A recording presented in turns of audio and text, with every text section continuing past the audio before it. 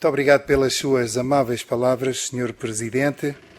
É uma honra ser académico desta casa. É a minha primeira comunicação, espero que todos os académicos a apreciem. Fui um pouco atrevido trazendo um tema que diz muito à Marinha e à gente do mar, mas o que é facto é que em 1987 ganhei o primeiro prémio instituído pela Comissão Nacional para os Descobrimentos Portugueses, do qual o primeiro presidente foi o professor Veríssimo Serrão. Era um prémio escolar. E que prémio?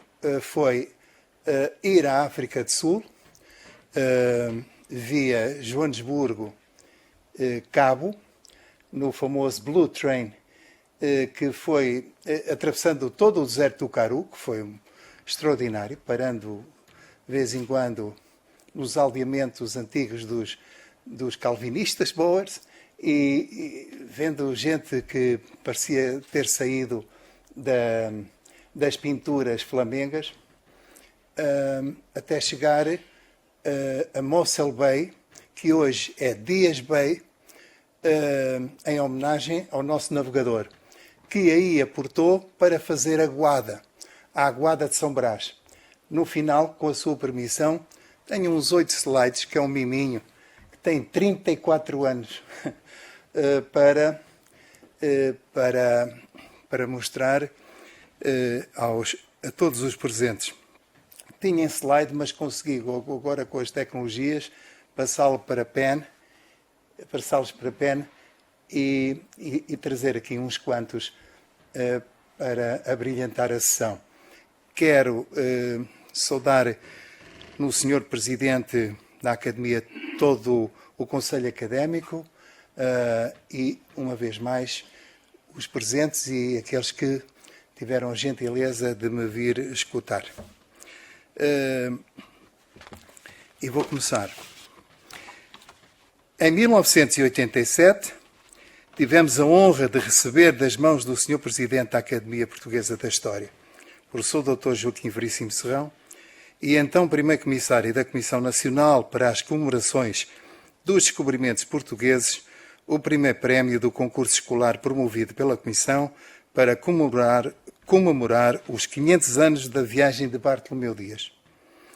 O significado do prémio foi salientado pela própria Comissão Nacional ao afirmar que a viagem de Bartolomeu Dias tinha aberto as portas da Índia, segundo a expressão de Fontoura da Costa, aos navios de Portugal em 1488. E foi um acontecimento que realizou a primazia dos portugueses na descoberta do mundo e que evidenciou o caráter científico, a cuidadosa preparação, a definição firme de objetivos e a forma coesa, arrojada e metódica que caracterizou esse projeto nacional ímpar que foram os descobrimentos. O 500º aniversário dessa histórica viagem constituiu uma efeméride relevante, destinada unicamente a motivar a participação empenhada da juventude, a fim de fundamentalmente nela reavivar o orgulho de ser português e dela tirar lições para o futuro. Contudo, essa participação e os ensinamentos que dela puderam ser extraídos só poderão constituir um sucesso estimulante para as gerações futuras se estas forem encorajadas ao amor pela história de Portugal e à defesa do seu ensino nas escolas. Recebemos a notícia da atribuição do prémio em fevereiro de 1987, pouco depois de termos entrado por concurso público para o Departamento de História da Faculdade de Letras da Universidade de Lisboa. Foi um ano extraordinário para mim, 1987. Em consequência desse facto, viajámos para a República da África do Sul, a fim de assistirmos à chegada da caravela Bartolomeu Dias, a Mossel Bay, a Angra de São Brás, que mudou o nome que ostenta atualmente, Dias Bay, em homenagem ao nosso navegador, integrada no programa de festejos Dias 88, que decorreram na cidade do mesmo nome, de 29 de janeiro a 6 de fevereiro de 1987. A decisão de enviar nova frota para procurar a ligação do Atlântico com o Índico, a que Dom João II havia de tomar imediatamente depois de ter reconhecido que as duas tentativas de Diogo Cão se concluíram por desilusões, mostra que o rei estava absolutamente convencido de que as duas grandes massas oceânicas se comunicavam. Em todo o caso, é de presumir que o príncipe perfeito não esperasse, com a iniciativa então tomada, para dar seguimento a projetos antigos, que os seus enviados, por muito longe que lograssem ir, chegassem até ao Oriente. Com efeito, se tal não estivesse na sua ideia, não teria de certo enviado por terra quase simultaneamente Afonso de Paiva e Pedro da Covilhã, e este com a missão expressa de obter informações pormenorizadas sobre os centros indostânicos onde comercializavam as especiarias, tarefa que ele desempenhou de modo satisfatório. Para pôr em prática a nova tentativa de alcançar aquele objetivo em que se empenhara a fundo desde o início da década de 1480, o monarca mandou aparelhar uma armada de 3 caravelas, mas a história só registou o nome de uma, a São Pantaleão, e esta veio a ser capitaneada por João Infante e as duas outras tiveram por capitães Bartolomeu Dias, que era igualmente responsável pelo êxito da expedição, e o irmão deste último, Diogo Dias, que o havia de acompanhar como capitão de um navio integrado na viagem de Pedro Álvares Cabral, e veio a ser o primeiro português a chegar por via marítima à entrada do Mar Vermelho. A navegação destas 3 caravelas seria entregue a pilotos escolhidos entre os mais práticos e famosos daquele tempo, ou seja, Álvaro Martins, João Santiago e Pedro de Alenquer. É de salientar que pelo menos João Santiago conhecia bem os mares para onde a armada se dirigia, pois foram um dos companheiros de Diogo Cão, em uma ou nas 2 viagens que este fez, aparecendo o seu nome escrito na célebre inscrição de Yalala. A bibliografia sobre este feito e o marinheiro que lhe levou a cabo é vasta. Seguiremos aqui a esplêndida síntese de Damião Pérez, publicada na sua História dos Descobrimentos, bem como os outros trabalhos de Gago Coutinho, Luciano Cordeiro, Teixeira da Mota, Armando de Cortesão e Luís de Albuquerque. A incerteza sobre a origem e data do nascimento de Bartolomeu Dias é idêntica a semelhantes dúvidas que existem acerca de outros navegadores. De positivo, apenas se sabe que o navegador era escudeiro do rei e que navegou com Diogo da Zambuja até São Jorge da Mina. Com a subida ao trono de Dom João II de Portugal, teve início a construção de uma nova feitoria destinada a proteger o comércio do ouro que se praticava no litoral. Por conseguinte, talvez a 12 de dezembro de 1481, ou nos primeiros dias de 1482, havendo divergência entre as fontes, partiu de Lisboa uma expedição composta por 11 navios sob o comando de Diogo da Zambuja, transportando 600 homens de armas e uma centena de pedreiros e carpinteiros, que juntamente com diversos materiais de construção, nomeadamente pedras de lastro dos navios, pedra lavrada e numerada, assim como gesso e cal. Na década de 1491-1500, Bartolomeu Dias desempenhou o cargo de recebedor do armazém da Guiné, tendo encontrado a morte no mar em 1500, quando a embarcação que comandava integrada na Armada de Cabral, com mais outras 3, foram atingidas por uma tempestade quando navegavam em águas do Atlântico Sul. Os senhores marinheiros sabem bem que as caravelas tinham um calado pouco profundo e depois foram substituídas pelas caravelas da Armada, mais robustas e com maior tonelagem e que os portugueses, para aguentarem o mar alto, e os portugueses ao longe as confundiam, como tinham mais um mastro e tinham uma vela quadrangular, mais uma, que ao longe, com a ilusão de óptica, era redonda, chamavam as redondas. Quando, no fundo, Elas depois foram armadas e e seguiram as armadas, como sabem, de Lisboa ou do sul do país para a Índia. Além disso, sabe-se que viajou para a Mina, navegando até Cabo Verde, juntamente com a armada de vasta gama. A sua situação de escudeiro contradiz a hipótese proposta por alguns autores que teria sido um nobre de alta estirpe. Esta ideia surgiu a partir do apelido de Novaes, que lhe é acrescentado numa carta de doação da capitania de Angola a um seu neto, assinada em 1571 pelo rei Dom Sebastião. Mas a data tardia deste diploma deixa dúvidas quanto à razão que levou a esse acréscimo ao nome de um descendente do navegador. Se o problema da fidalguia do nosso Bartolomeu Dias parece de vez ter sido solucionada pelo facto de estar documentada a sua condição de escudeiro da corte, já pelo contrário, não pôde até hoje ser feita de modo concludente a destrinça entre o navegador e vários homónimos também ligados a atividades marítimas que viveram na mesma época. Há vários Bartolomeus Dias e, portanto, qual deles é que é o navegador daquele que eu estou a falar, ainda hoje não temos a certeza. De acordo com as informações que dispomos, no dia 6 de janeiro de 1488, forte temporal forçara Bartolomeu Dias a afastar-se da costa e a navegar em direção oeste, com as suas duas caravelas e uma naveta de mantimentos. Lançadas ao mar em agosto de 1486, Bartolomeu voltou a navegar em direção este, tendo encontrado apenas mar aberto. Foi somente quando se dirigiram para norte que descobriram de novo terra firme. Era então o dia 3 de fevereiro de 1488 e Bartolomeu Dias tinha contornado o cabo sem o ver.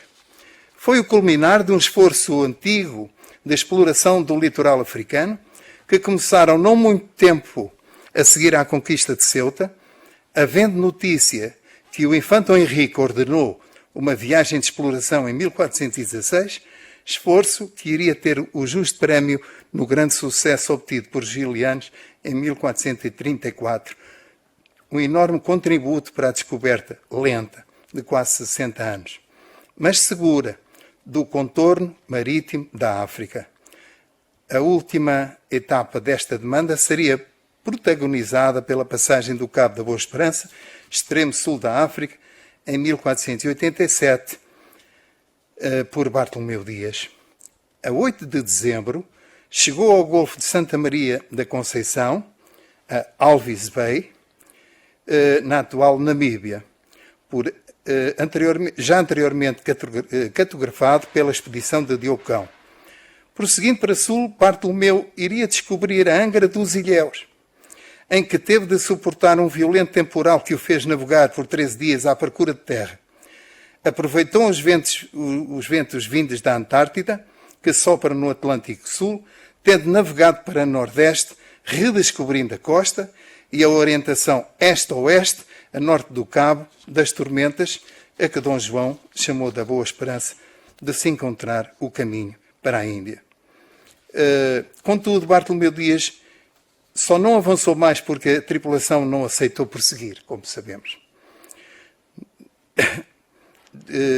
Desejando regressar a Portugal pela linha da costa para o oeste. No regresso, com a costa sempre visível, descobriu o Cabo das Agulhas, o ponto mais a sul do continente, e o Cabo da Boa Esperança, cuja longitude tinha contornado por alto mar na viagem de ida. No regresso, colocou padrões de pedra nos portos descobertos, a atual False Island, a ponta do Cabo da Boa Esperança, e o Cabo da Volta, chamado hoje Dias Point. Em dezembro de 1488, estava de novo em Lisboa, contudo, o seu sucesso não seria recompensado pelo rei. Podemos falar sobre isto. Eu estou convencido, tudo o que li e aprendi é que o Dom João II estava escaldado com o insucesso de Diocão. Tanto que este homem que merecia todas as honras não foi enobrecido e depois veio encontrar a morte no mar. As finalidades destas viagens ainda hoje são motivo de uma controvérsia.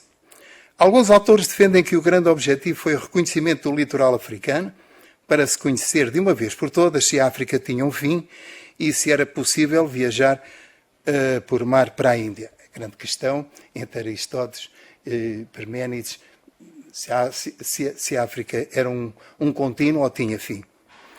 Para outros, e a hipótese que mais se confirma, o plano oriental só mais tarde iria surgir, no tempo desse rei moderno, chamado Dom João II, e a sua pragmática e sigilosa política de descobertas marítimas.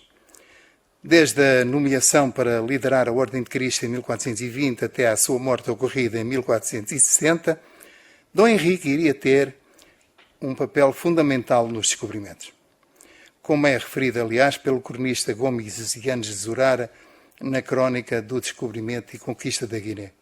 Assim, numa primeira fase, a que vulgarmente se chama Henriquina, as expedições enviadas à costa africana possibilitaram um reconhecimento do litoral até à Serra Leoa. Estas expedições raramente eram constituídas por mais de 1 ou 2 navios e respondiam diretamente ao infante, tendo havido algumas em que foram enviadas pelo rei, bem como por particulares devidamente autorizados para o efeito. Era costume largarem do Algarve ou do Tejo e tinham por finalidade principal obter o maior número de informações sobre a costa africana, desconhecida e plena de mitos. Além das observações de caráter geográfico, as expedições procuravam igualmente indagar dos recursos das regiões que a exploravam, sobretudo o ouro. Contudo, a partir de 1441, que os escravos negros seria a partir de 41 que os escravos negros passariam a constituir a principal mercadoria que os portugueses trariam do litoral africano. É muito interessante como se pode ver uma angústia no cronista, onde relata os primeiros cativos chegados a Lagos, e quando estavam fascinados pelo que viam, e a população também, porque há muitos anos que não viam tanta gente de origem africana, e quando começaram a apartar homens, mulheres e crianças para dar também o quinto ao infante e para vender, começou um alarido enorme, e o cronista diz: mas será que nós estamos será que esta gente não é humana como nós? Reparem que até ao século XVIII, é por isso que eu tenho esta comunicação publicada agora, Todos os Corpos Têm Alma, porque estava ainda em debate se os negros tinham alma, em pleno século XVIII. E, portanto, esta é a dimensão do homem do Renascimento que já havia em Zurara. Mas o que vence é a dimensão medieval. Não, foi muito bom porque os portugueses foram buscar esta gente para ser... e se não fosse assim, eles não eram batizados e não iam para o céu. Esta justificação que hoje no século XXI nos faz sorrir um pouco, mas à maneira da época era muito real, tem a ver com essa mercadoria que os portugueses passaram a trazer do litoral africano. O combate aos inimigos da fé cristã esteve sempre presente nas expedições que visavam saber mais sobre o mítico reino do Preste João, ou Etiópia, tendo o infante procurado descobrir uma via marítima que permitisse encontrar esse reino e celebrar uma aliança. Na sua maioria, as expedições levadas a cabo até 1460 foram feitas por escudeiros da Casa do Infante, tendo sido muito meticulosas e seguindo as recomendações recebidas, pelo que havia preocupação com a recolha de amostras de plantas, de frutos da terra, descobertas, bem como todas as informações possíveis para se dar conta no regresso ao reino. E se conhecemos os nomes dos muitos que tiveram a aventura de regressar, ficamos sem saber quem foram e o número daqueles que nunca voltaram, que é uma história que está por fazer. Contudo, nunca faltaram voluntários para morrer ao serviço do infante. numa clara demonstração da mentalidade portuguesa da época, ainda eivada de fortes raízes medievais. Uma segunda fase da expansão marroquina, que entretanto se limitara à sustentação de Ceuta, iniciou-se com Dom Afonso V, depois das alterações trazidas pelo desfecho de Alfarrobeira. Assim, o rei de Portugal iria orientar a sua política para a criação de um mítico Algarve de Além-Mar, que ficaria como que a fazer parte do reino, apesar da separação imposta pelo mar. E em nome dessa política utópica, conquistou em 1458 Alcácer-Seguer e em 71 Arzil e Tanger, fora abandonada pelos mouros em consequência da conquista anterior. Sob o reinado de Dom João II, a exploração da costa africana sofreu um novo impulso, havendo alguns autores que defendem que o plano pensado para se atingir a Índia, navegando pelo Atlântico Sul, e esta hipótese nunca teria sido pensada pelo infante Dom Henrique.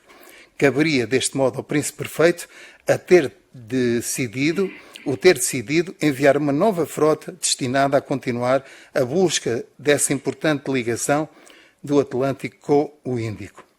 Apesar de ter finalmente percebido que Diocão não fora bem sucedido como antes pensava, Dom João continuou determinado no seu projeto, o que é demonstrador da sua crença sobre a passagem sul da África, apostando, como afirmei atrás, em enviar enviados por terra ao Oriente. Confiando no sucesso dos seus projetos, o príncipe perfeito mandou preparar uma nova expedição, como disse atrás. A bibliografia, estou a fazer um pequeno corte, sobre o feito de Bartolomeu Dias e o marinheiro que o levou a cabo é muito vasta.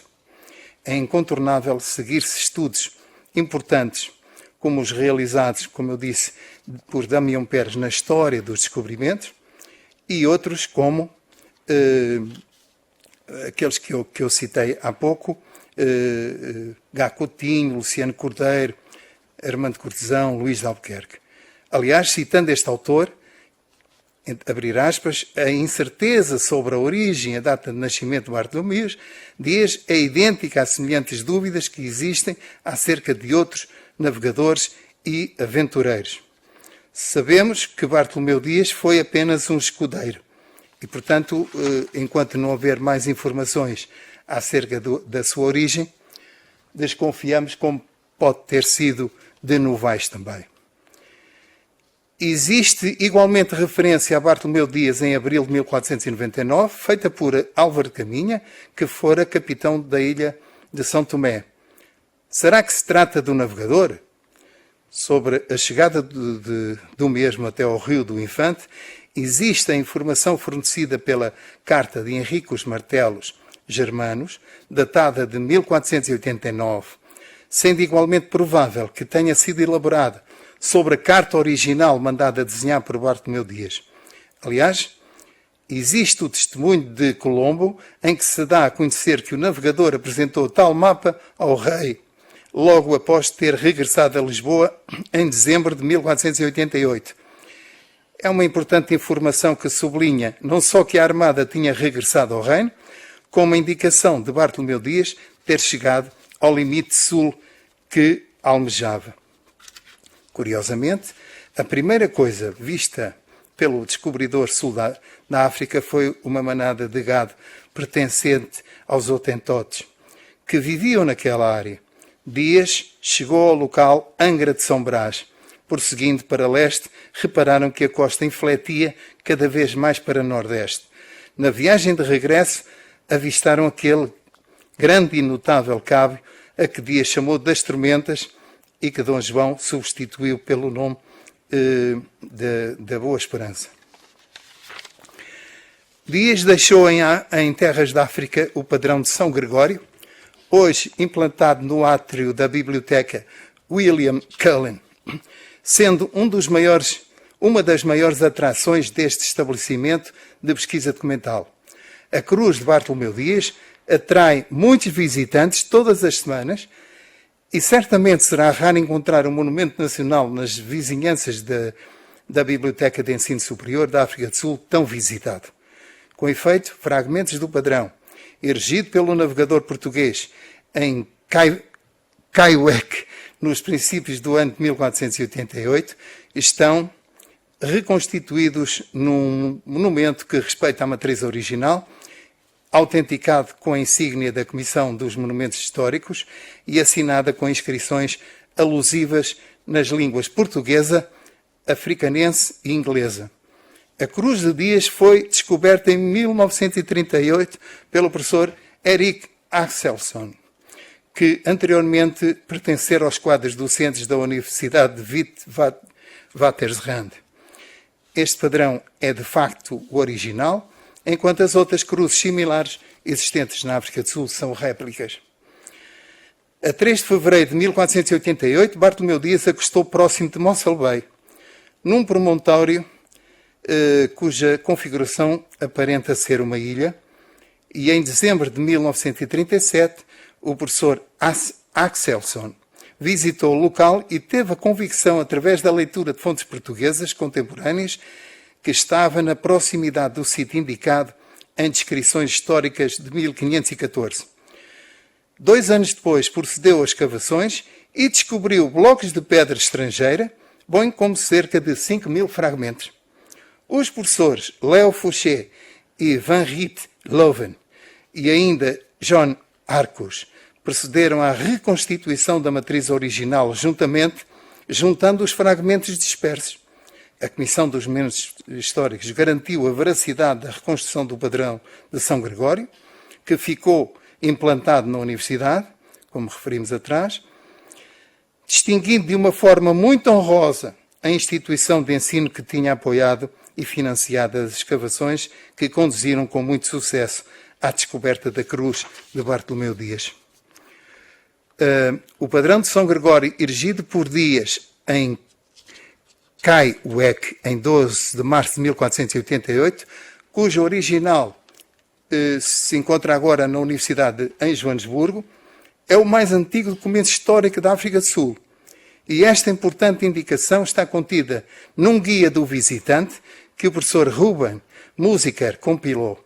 Nesta publicação também se pode ler o seguinte: a Cruz de Bartolomeu Dias foi declarada Monumento Nacional e serve para recordar que a descoberta da África do Sul foi empreendida por exploradores portugueses 165 anos antes da fixação de Van Riebeeck no Cabo.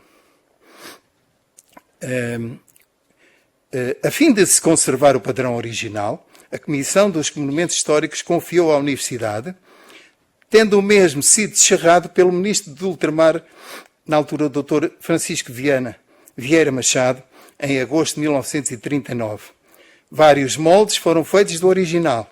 Um deles foi erigido em Caiueque e descerrado em 1940, e o outro foi oferecido ao Governo de Portugal, e um terceiro ainda foi dado à população da cidade de Lourenço Marques, atual Maputo, ficando exposto no museu. Em 1948, um fragmento original do padrão de Bartolomeu Dias foi doado a Portugal.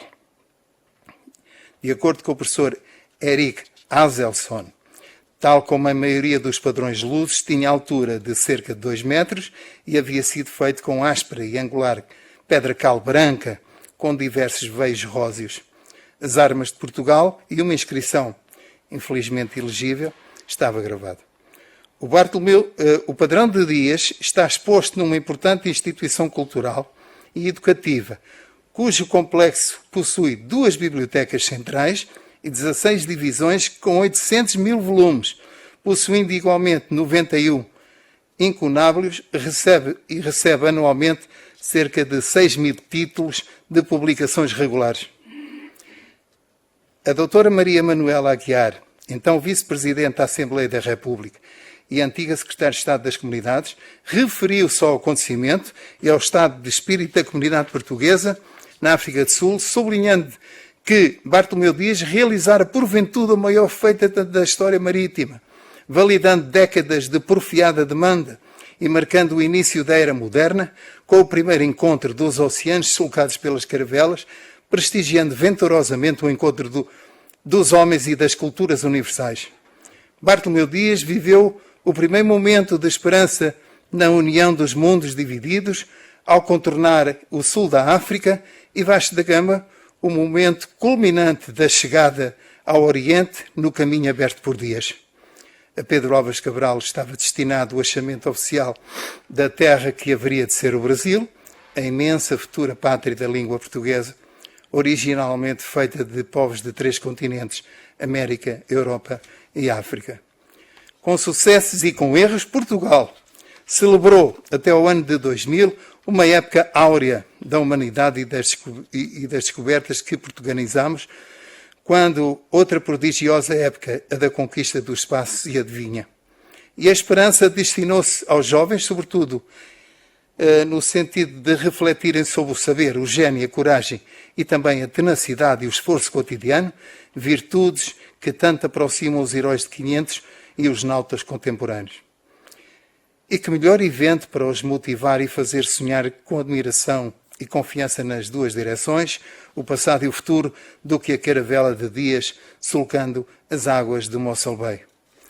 A comunidade portuguesa na África do Sul soube assim, de forma inexcedível, dar grandiosidade, brilho e sentido da história a esta comemoração. E o facto de existir forte, enraizada, fiel aos valores humanísticos que são os nossos nas terras de Bartolomeu Dias e os seus navegadores, foram os primeiros europeus a calcorrear. É uma razão mais para saudarmos tão excepcional acontecimento, com respeito, amor, saudade e fé, pois comemoramos a saga de um povo tão vivo e audacioso e fraterno como sempre. Foi e ainda hoje capaz de aventuras e de sucessos e também da compreensão e solidariedade para com todos os outros povos. Esta enorme e poderosa comunidade portuguesa que promoveu a viagem da caravela Bartolomeu Dias, um reencontro entre a Europa e a África, um novo abraço entre o passado e o futuro, é ela própria o símbolo da grandeza lusíada. A caravela custou 1 milhão de randes, foi paga pela comunidade portuguesa da África do Sul, hoje está em Mossel Bay, rebatizada de Dias Bay, como afirmei, e tem um museu onde foi alteado o teto para ela, para estar em doca seca. De vez em quando sai para ir junto à costa às comunidades escolares e depois regressa a Mossel Bay, onde está um museu dos descobrimentos pago pela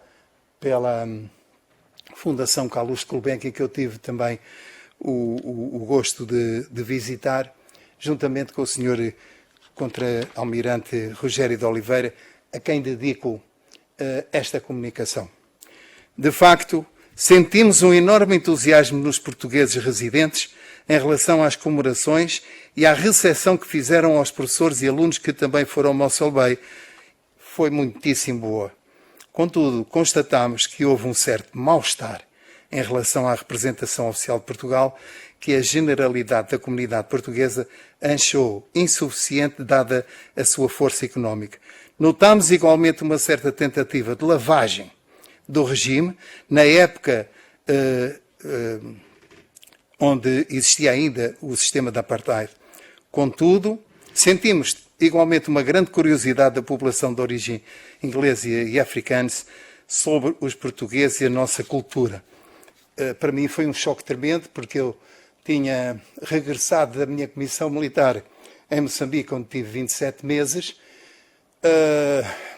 na tentativa de esperar que os políticos resolvessem a situação do ultramar e presta homenagem às Forças Armadas que lutaram denudadamente para que essa solução política chegasse. E nunca pensei regressar ao Índico. E sobretudo, ver que estavam a tirar à pressa as placas Only White da praia de Mossel Bay, e os africanos ficaram arredados, aliados da chegada da caravela. De facto, assistimos a 2 conferências em Mossel Bay proferidas em inglês por portugueses e com elevada e interessada assistência, intituladas The Portuguese Discoveries and Training at Sea, pelo engenheiro Luís Lobato, e Caravel Bartolomeu Dias, Historical Reality, pelo Contra-Almirante Rogério de Oliveira. comunicação que teve muito sucesso e foi bastante aplaudida. Quero também dizer que dedico-lhe esta comunicação porque foi durante muitos anos membro da Academia e assíduo Portuguesa da História, onde gostava muito de ir. Sei, a posteriori, pormenores do contributo que ele deu nesta Academia e, portanto, levo o livro que lhe foi dedicado com muito gosto, que me foi oferecido para ler quando chegar a casa. No entanto, e estou a terminar, a comunidade negra e mestiça aliou-se do acontecimento, mantendo-se à margem, porque não quiseram celebrar o que foi entendido como a chegada do homem branco, pelo que nas praias brancas de Mossel Bay não estiveram presentes quando a caravela chegou, e apenas foi possível ver alguns nas encostas circundantes à Aguada de São Brás e bastante escondidos observando os acontecimentos. Nos slides, poucos, que eu vou apresentar no final, vê-se que, como não havia negros para abrilhantar a chegada do batel que veio da caravela, escolheram-se uns quantos atores pintados de graxa negra e com tricô a fingir no cabelo, que as pessoas até ficam parvas, quer dizer, porque eles não aceitaram participar nessas comemorações. E vou mostrar esses slides, que é a prova provada. Também gostava de oferecer estes slides ficam anexos à minha comunicação.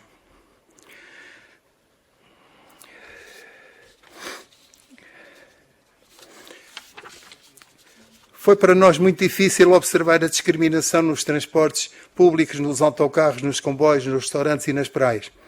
Como português recém-chegado de Portugal, ficámos muito chocados ao ver que na praia, que era reservada a brancos, e a chegada da caravela tinha à sua espera apenas brancos, e os negros eram representados por algumas figuras pintadas para atuarem e recriarem um encontro com os tripulantes de dias.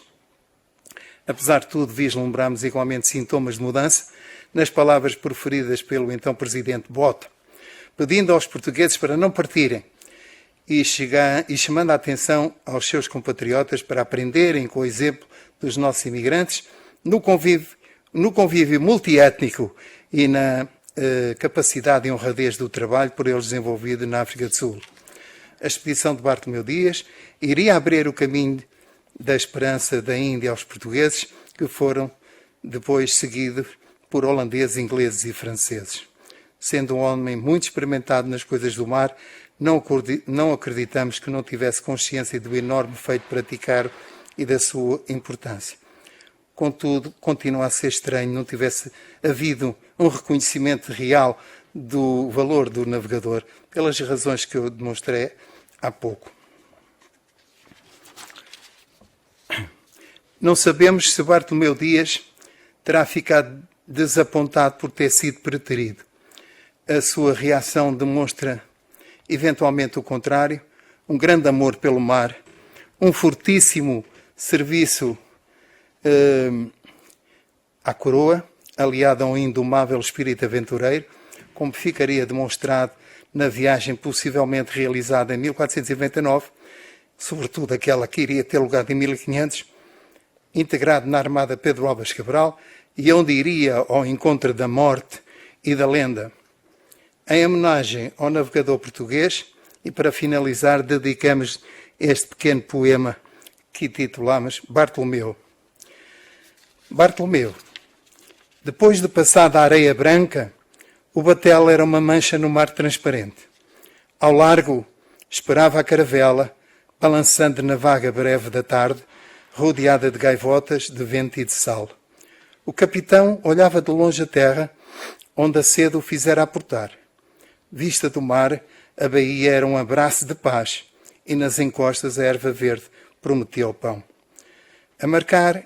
A marca do seu destino estava ali, ao abrir o caminho dos fumos, da canela e do gengibre.